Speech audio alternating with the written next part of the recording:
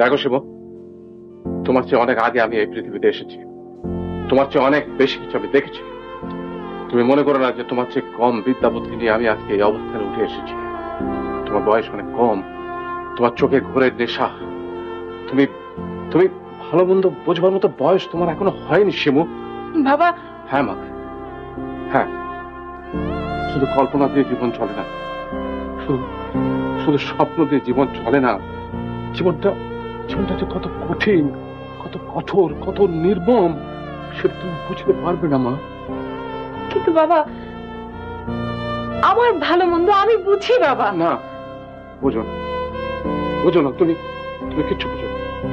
তুমি বাবা মাকে বুঝো না, বাবা মার অন্তর বুঝো না, বাবা মার অন্তরে মেয়ের জন্য কি ব্যাকুলতা সেটা তুমি বুঝো না, তোমার সুখী যে আমাদের সুখ সেটা তুমি বুঝো না। তুমি অসুখী হলে যে আমরা এই কোটি কোটি টাকার মধ্যে বসে থেকে অসুখী হই সেটা তুমি বোঝো না। বিয়ের ব্যাপারে তোমাদের এই ব্যাকডেটের ধ্যান ধারণা আমার পছন্দ নয়। ব্যাকডেটেড? কাকে তুমি ব্যাকডেটেড বলছো?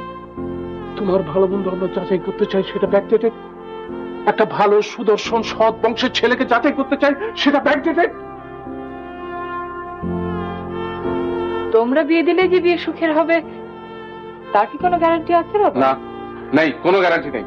এই পৃথিবীতে বাঁচা মরার কোনো গ্যারান্টি নেই।